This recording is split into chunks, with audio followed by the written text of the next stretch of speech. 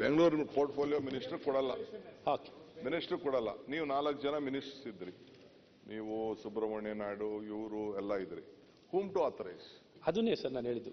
ನಾನು ಮುಖ್ಯಮಂತ್ರಿ ಏನಾದ್ರು ಬೆಂಗಳೂರು ಡೆವಲಪ್ಮೆಂಟ್ ಇಟ್ಕೊಂಡಿದ್ರೆ ಚೀಫ್ ಮಿನಿಸ್ಟರ್ ಒಂದ್ ಕಡೆ ಸೈಡ್ ಇಡಿ. ಅಲ್ಲ ಅಂತ ಸಂದರ್ಭದಲ್ಲಿ ಡಾಕ್ಟರ್ ಮರ್ತೋಗಿದ್ದಾರೆ. ಮೊದಲಿಗೆ ಬಿಜೆಪಿ ಸರ್ಕಾರ ಇದ್ದಾಗ ಬ್ಯಾಂಗ್ಳೂರ್ ಸೌತ್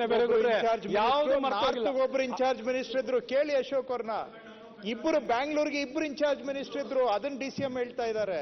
ಕೇಳಿ ಅಶೋಕ್ ಅವ್ರಿಗೆ ಯಾವುದಾ ಇಲ್ವಾ ಕೇಳಿ. ನೀವು ಮರ್ತೋಗಿದ್ದೀರಾ?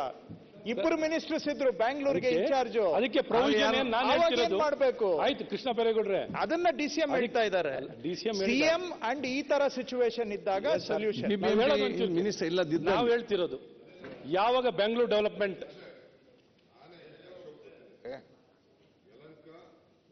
KR ಪುರಂ ಎಂಟ್ರೀಸ್ ಬಿಕ್ಕಿದ್ಬಿಟ್ಟು 7 CMCಗೂ ನಾನೇ ಇದ್ದೆ. ಮಿಕ್ಕಿದ್ಕೆ ಕಾರ್ಪೊರೇಷನ್ ನಲ್ಲಿ ಬೇರೆ ಬೆಂಗಳೂರು ಸಿಟಿ ಮಿನಿಸ್ಟರ್ ರಾಮಲಿಂಗಾರೆಡ್ಡಿ ಅವ್ರಿಗೆ ಗೊತ್ತಿದೆ. ಸಿಟಿ ಕಾರ್ಪೊರೇಷನ್ ಬೇರೆ ಇತ್ತು. ಆಗೆಲ್ಲ ಇತ್ತು 5-6 ಜನ ಮಂತ್ರಿಗಳು. ಯಾರು ಜವಾಬ್ದಾರಿ ಕೊಡಬೇಕು? Suppose they will not Bengaluru ಪೋರ್ಟ್ಫೋಲಿಯೋನೇ ಇರಲಿಲ್ಲ. Urban development portfolio.